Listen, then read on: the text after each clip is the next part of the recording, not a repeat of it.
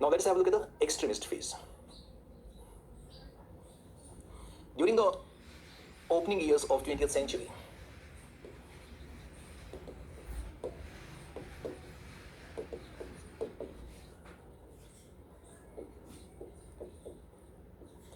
new ideas, new outlook started emerging in anti-British struggle.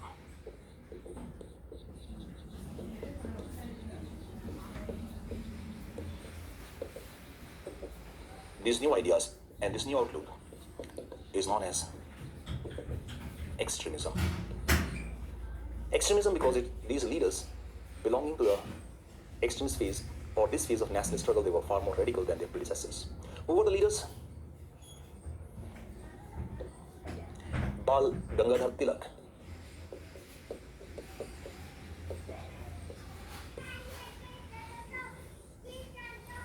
Bipin Chandrapal, Lala Lajpat Rai, Bal Lal, Aurobindo Ghosh,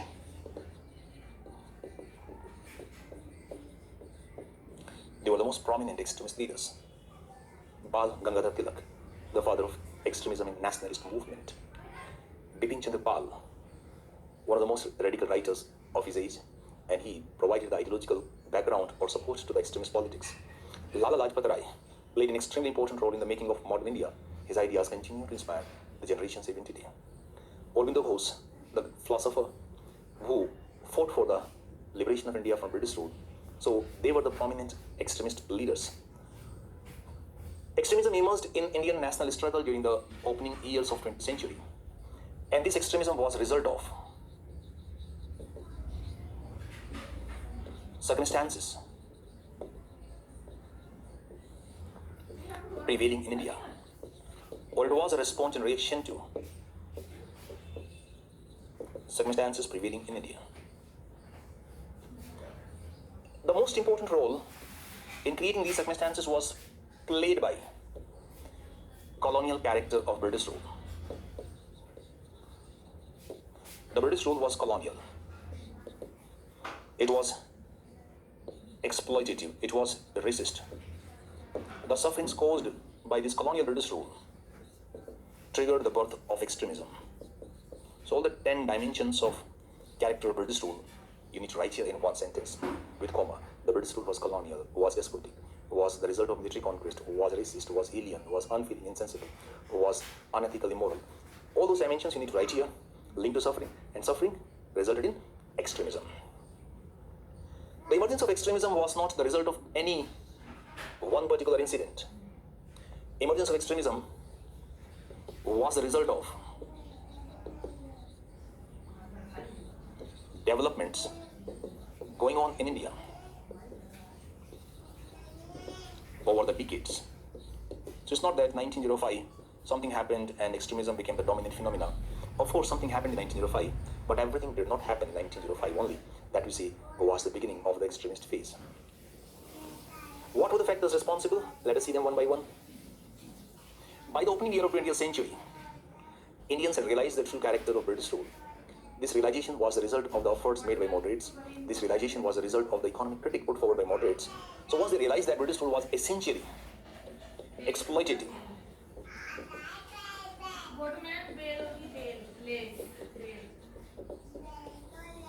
the anti-British discontent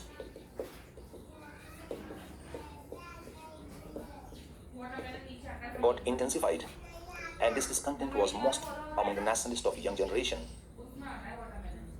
And these nationalists of young generation were the extremists like B.G. Tilak, B.C. Pal, and Lala Lajpat Rai. The fact number 2 was the dissatisfaction with the achievements of moderates. The moderate politics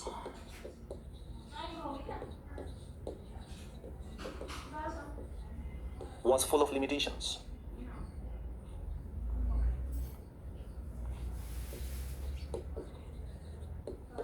All those limitations you have just studied. The moderates failed to create effective pressure on British rule.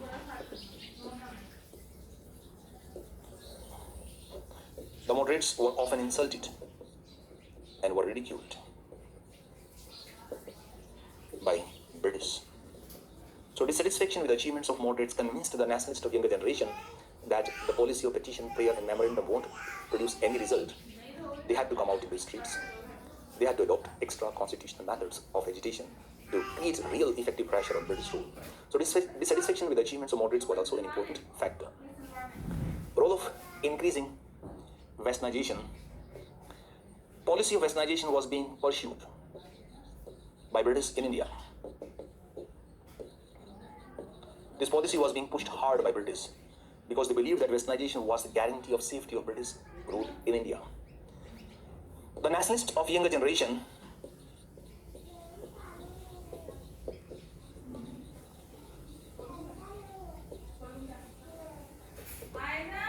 believed that westernization was carried out to destroy Indian culture.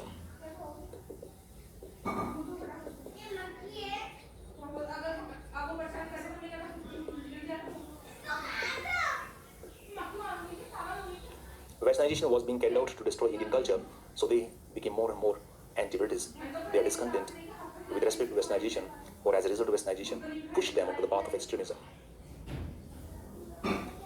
British policy of repression and suppression was also responsible for the emergence of extremism. In 1896-97, India was struck by a massive famine, as well as by plague. A major part of Western India was struck by plague.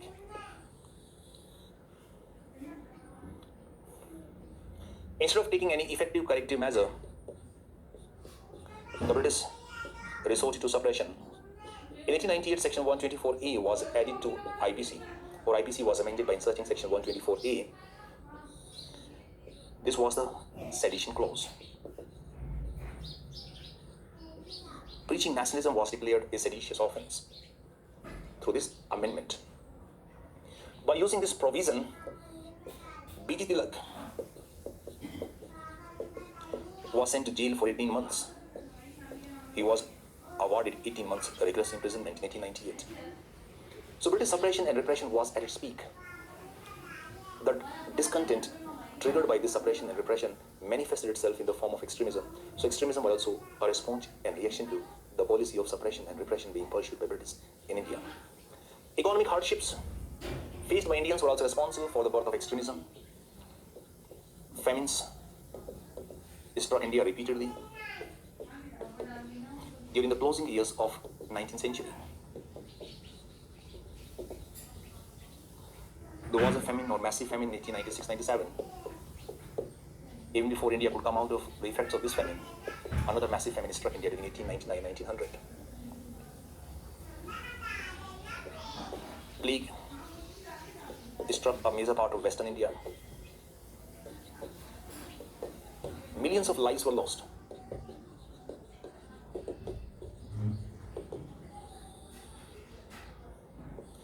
The workers and peasants were also suffering. Though they were not part of national struggle here, peasants were not part, workers had started becoming part. So they were also suffering. Discontent produced by these sufferings had intensified anti-British sentiments. So this discontent produced by economic sufferings manifested itself in the form of extremism in India during the opening years of 20th century. Influence of contemporary international developments also played an important role. In 1896, Ethiopia defeated Italy. Europeans were considered invincible, but this African nation defeated Italy. In 1905, Japan defeated Russia.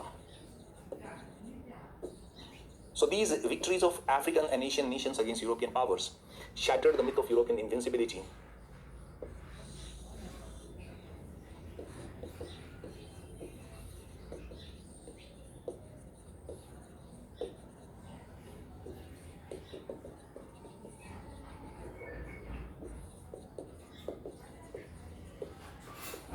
Indians also started believing that they could challenge British rule successfully.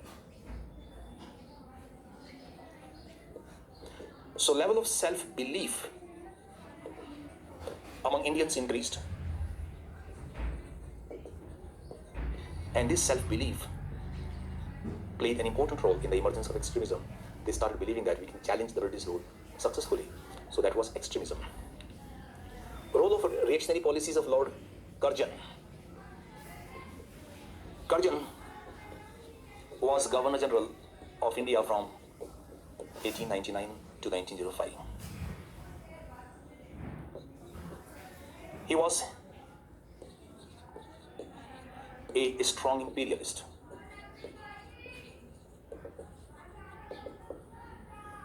He was racist in his outlook. Curzon insulted Indians and Indian culture as and when he got an opportunity.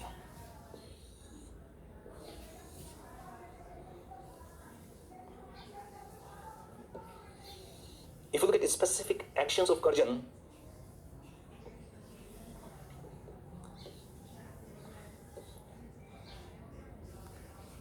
in 1899, government control was increased on Calcutta Municipal Corporation. Municipal Corporation Act of 1899 reduced the number of elected members in the municipality or municipal corporation. Government control was increased. University Act was enacted in 1904, again to increase governmental control on Indian universities. So he believed in policy of centralization, he believed in greater and greater government control, he believed in maximum possible government interference in institutions, he believed in minimum possible participation of Indians in functioning of institutions. So he did not have any faith in the strength and the capability of Indians. When Curzon came to India, extremism was already on the way. Extremism was already emerging in India. The policies of Curzon played the role of a catalyst. These policies of Curzon intensified the anti-British discontent among Indians.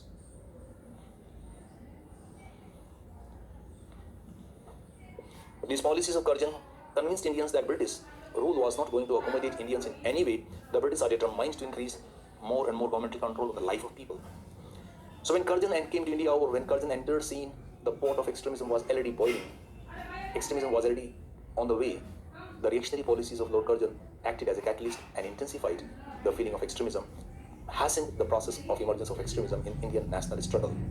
Curzon played an important role. The last trigger that pushed extremism to the forefront was partition of Bengal.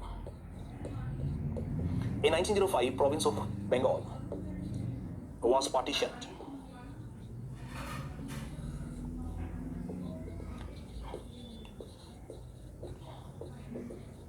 To create a Muslim majority province of East Bengal. This partition of Bengal was opposed by Indian nationalists by launching Swadeshi movement.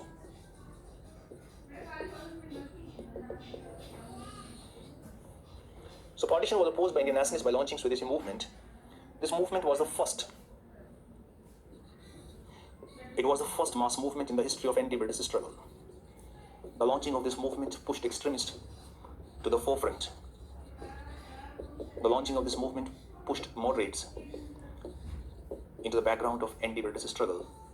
That is why we say in 1905, the extremist phase commenced in history of Indian national movement, or the history of India's struggle against British rule. During this movement, mass agitations were organized in almost whole of India. And these agitations brought national struggle into streets. The moderate politics lost its appeal. Extremist politics was the flavor of time. So partition of Bengal was the last incident, was the last trigger, or was the immediate cause that pushed extremism to the forefront. Extremism was already there by this time in India, in national struggle in many different ways. The next issue here, nature and character of national movements during extremist phase. As you have studied in case of moderates, so here also the question is what kind of national movement was there during extremist phase? The answer to what kind of you have to find by having a look at the aims, as you have learned about moderates, so aims and objectives, by having a look at the methods used, by having a look at the outlook or attitudes towards British rule, and finally by having a look at the success or the failures of extremist leaders. Let us see these different dimensions one by one. These dimensions of extremist we can divide into two parts, or the character of extremist movement can be analyzed in two parts. Some of the dimensions represented continuity, because some features were very much similar to the moderates, and some of the dimensions represented change or the new elements. So continuity would be the same explanation would be valid here also. Only thing that you need to understand what was change. History is all about change and continuity. What continued? What were the elements of continuity in the character of national movements during extremist phase? Non-violent. So here also methods were peaceful.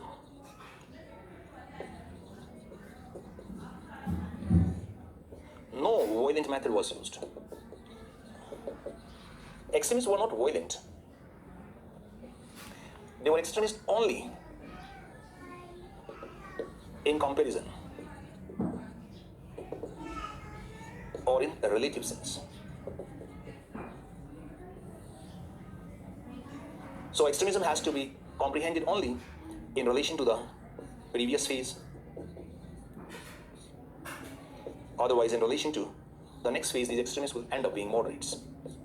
So extremism or moderate character always you have to understand in the context of the previous age and the age that followed it. The moderates were democratic also. So was the case with extremists. So extremists and moderates both were democratic in their outlook.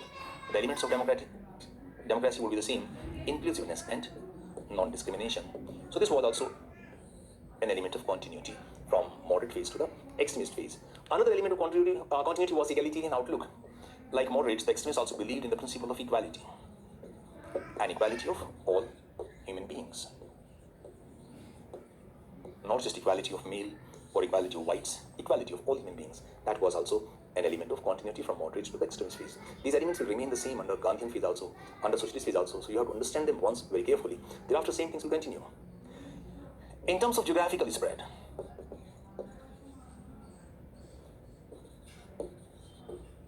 the national movement was urban during extremist phase also. The villages were yet to come under the influence of nationalism. So, continuity from moderate to extremist phase.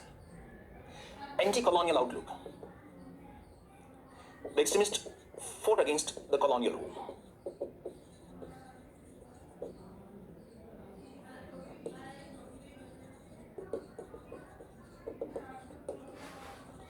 Of course, they fought harder, but outlook was the same. That's why you say anti-colonialism was a continuity. It was not a change. Moderates were anti-colonial. Extremists were also anti-colonial. Non-sectarian. So no focus on any specific class.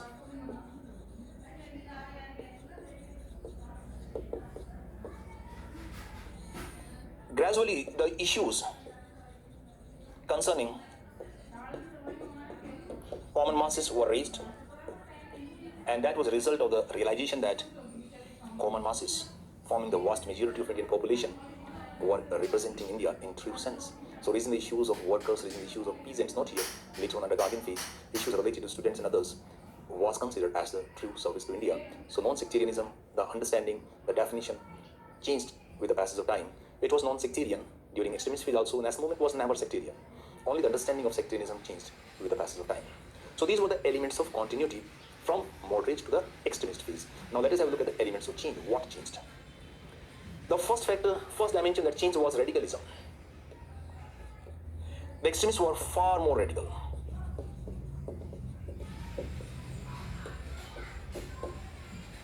In their outlook, radical means aggressive.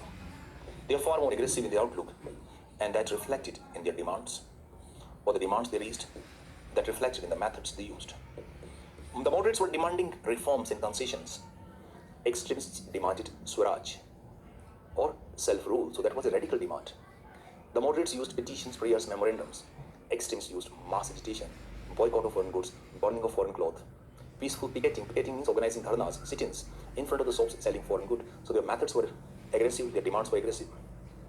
Progressive in a limited sense, the extremists were progressive, just like moderates, but with certain restrictions.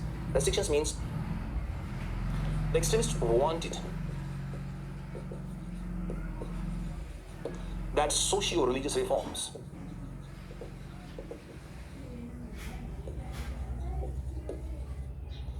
must be initiated by Indians themselves.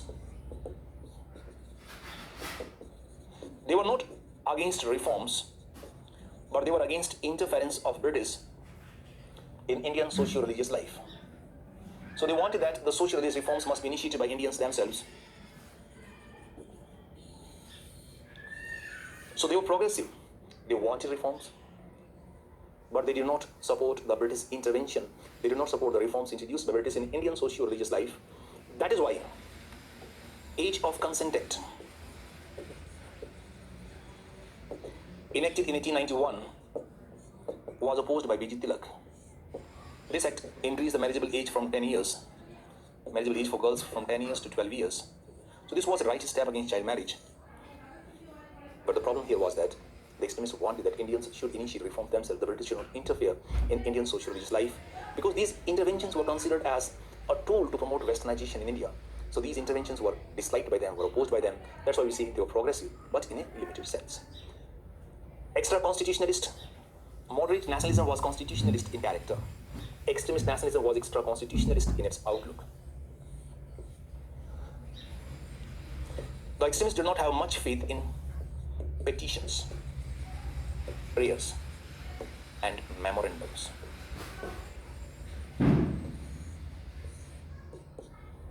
The extremists resorted to the use of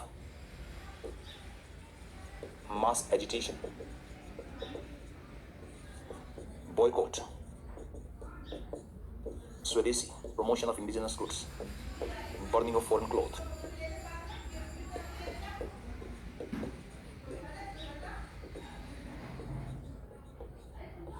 These were extra-constitutional methods. So they were extra-constitutionalist in their outlook. The social background, or in terms of their social base, the extremists were common people. Most of extremists belonged to middle class and lower middle class of Indian towns and cities. They were not very rich, or they were not from upper class. So national movement was no longer elitist in character during extremist phase. It became a movement of common people. Mass movement, this was the most important change. The extremist leaders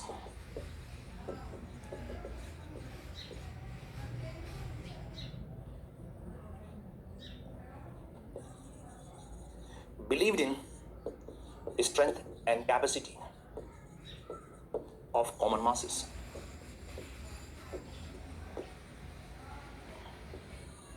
Mass participation commenced in national struggle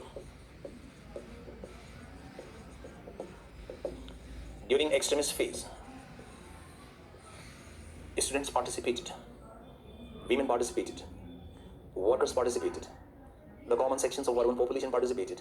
So this was a mass movement. This was no longer the movement of a small section of urban population.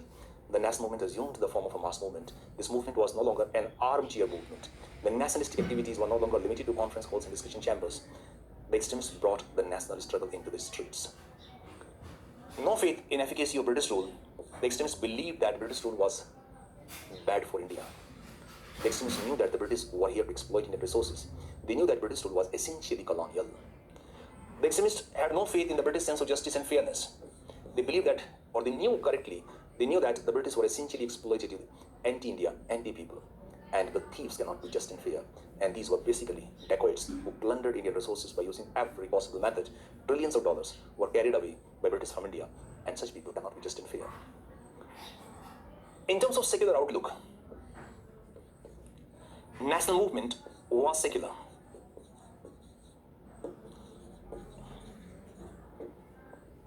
In character during extremist phase.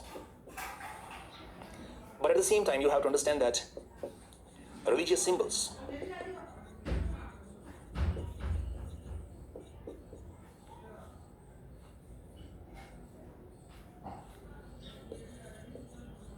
were used by extremist leaders.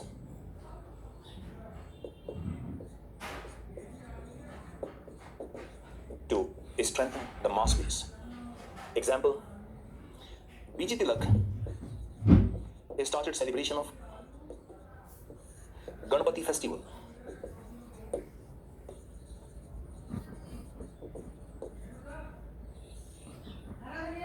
And Shivaji festival.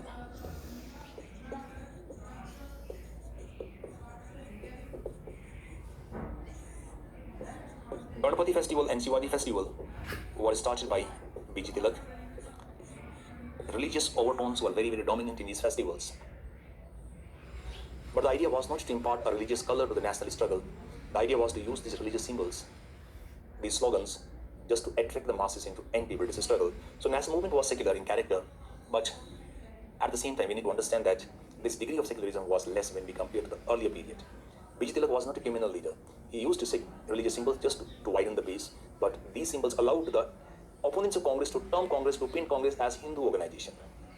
The separatist leaders of Muslim League could attract the attention of common Muslims towards themselves just by highlighting that Congress leaders were using religious symbols or Hindu symbols in their activities. So it gave the impression as if religion was becoming a dominant phenomena, but that was not the fact. National struggle was still truly secular in character. Not just economic. During moderate phase, economic critic of British rule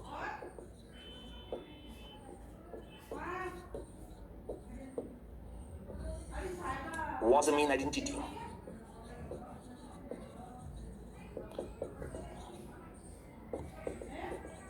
Was the main activity of nationalist leaders. But during extremist phase, the movement was no longer just economic, because social issues, cultural issues, of course, economic issues continued. Political issues became a part of nationalist struggle. In political issues, you can understand that extremists demanded Swaraj. They were not happy with just the reforms. In economic issues continued, the economic orientation of nationalist struggle continued.